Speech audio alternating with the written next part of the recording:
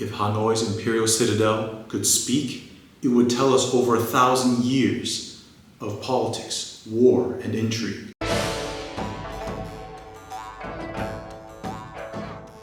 What's up, everybody? This is me, Vincent Tseng, the Wandering Warrior. As you guys saw last week, visiting the traditional archers really reignited my passion for archery, and I think I'm going to really commit to perfecting my archery technique. Yeah, I feel inspired. Now, after the archery session, we went to go eat some pho and have a chat at a local cafe.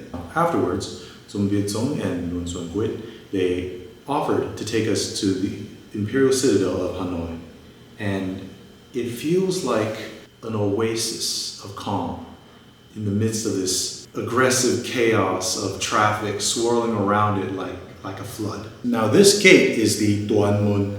It's a name from the Li Dynasty era that indicates a southward facing gate. The central portal was reserved for the Vietnamese emperor arriving on the back of an elephant. Today's gate was built during the later Le Dynasty. So it isn't the original, but it sits in the same location as its ancient incarnation.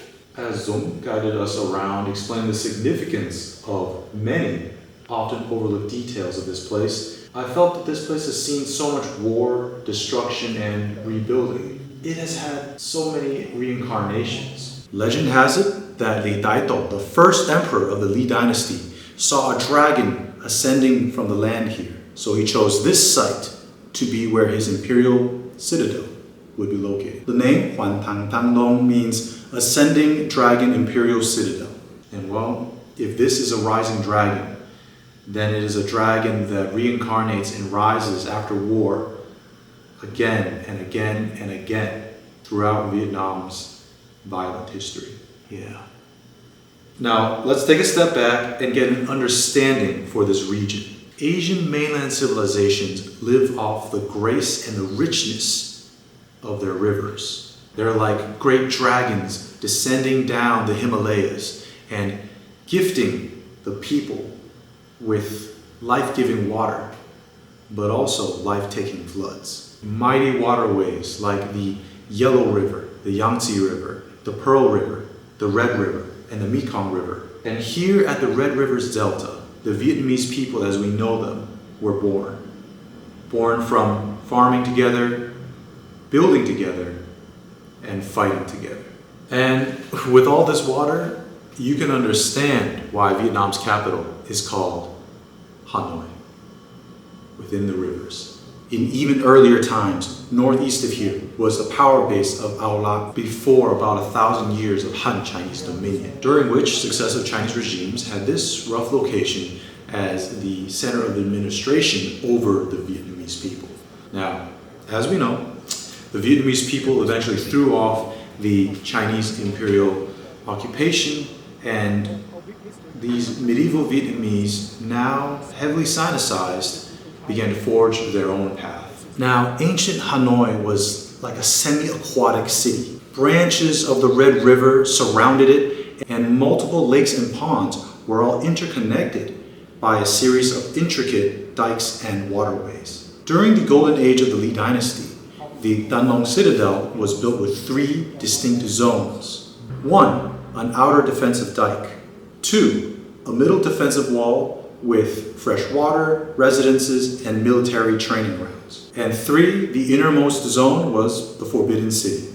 Archaeology has revealed to us that stone, wood, and terracotta was used to construct this complex, and there was even a drainage system. Later in the Mạc Dynasty and the restored Le era, the outermost ring was properly fortified. Nothing now is a national treasure as well. Now later, the Ming Dynasty came and ravaged Vietnam, and the Thăng Long Citadel was heavily damaged. Why and how the Chinese Ming Dynasty conquered the Vietnamese will be the subject of a future video. Nevertheless, the Vietnamese eventually drove them out, and Emperor Li Daito established the Le Dynasty in 1428. Later on in the restored Le period, it was given the name Tonkin, which is where we get the name for the Bay of Tonkin, right? Tonkin is actually the same name as the present-day capital of Japan, Tokyo. So again, Thăng Long was changed for its new rulers. More massive battles and wars would take place and regimes would change. Under the Daishin and Nguồn dynasties, the imperial capital would be moved to Hue, and there they would build another 3-zone imperial citadel. And again, Thăng Long was changed to suit its new rulers. In the 1800s, Thăng Long would actually be repaired and reinforced with European-style bastion fortifications. Yes, actually, the Nguồn dynasty would adopt European defensive works, guns, and even gunboats. Although the defenses of Thăng Long did get upgraded, let's also recognize that it was never meant to be an impregnable fortress. Looking at the geography around Hanoi, we can see that it's actually quite vulnerable to attack. It is, however, a great location along the Red River to supervise the flow of goods and agricultural production, to hold court and to greet foreign dignitaries and diplomats. It is a great economic and political location. While an Asian power building bastion forts is a big deal, sadly, internal divisions, a weakened economy, ineffective leadership, and logistical issues all led to the decline of the Nguồn dynasty. In November of 1873, a French army arrived in Hanoi and demanded that the Red River be opened up to foreign trade. When the Hanoi government ignored them, the French army took the citadel by surprise and, with the help of some local defectors, scored a whole string of victories in the area. Now, the Qing Empire intervened and the whole region was thrown into war. This is a war that the French won, although not without some defeats. You can actually still see on the north gate, the only citadel bastion gate still standing today from the Nguyen era, still bears the damage from a cannonball shot from a French gunboat. Yeah, this was the era of Western powers using their more advanced military technology, industrial output, and socioeconomic systems to coerce and dismantle Asian empires. In 1888, Hanoi was officially ceded by the Nguyen dynasty over to the French. The colonial regime made it the administrative capital of the French Indochina Federation. Dynasties have risen and fallen, invaders and colonizers have come and gone, and in the war against the United States of America, about 5 million tons of bombs were dropped on Vietnam. During this time from 1954 to 1975, the People's Army of Vietnam had its headquarters here in the Citadel.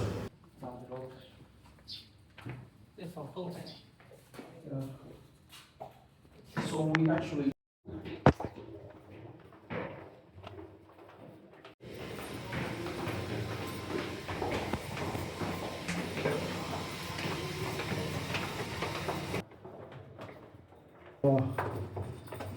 prevent the risk of nuclear attack and chemical attack.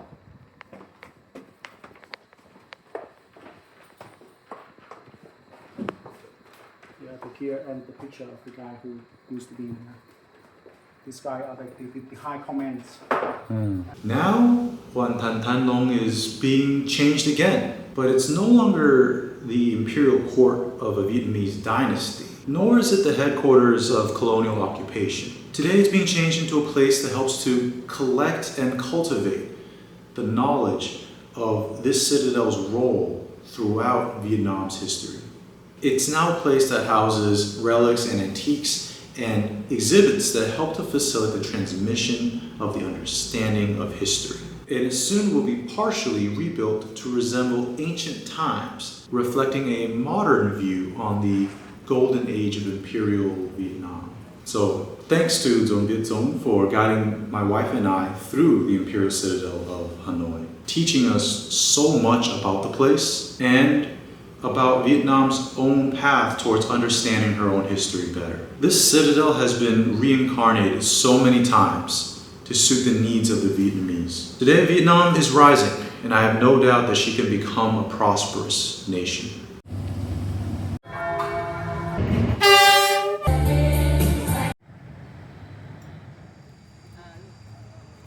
Looking back on all the stories that the Imperial Citadel can tell us, if we're paying attention. I just hope that in the process of economic boom, that they don't lose their civilization and heritage to the mainstream cultural oblivion that seems to be sucking us all in. Well, at least there are people helping to promote these things, such as the traditional archery club I visited, and also a Vietnamese swordsmith. Did I say Vietnamese swords? Yes, but that will be the topic of the next video. Thank you for joining me on my journey. I salute yours. Peace.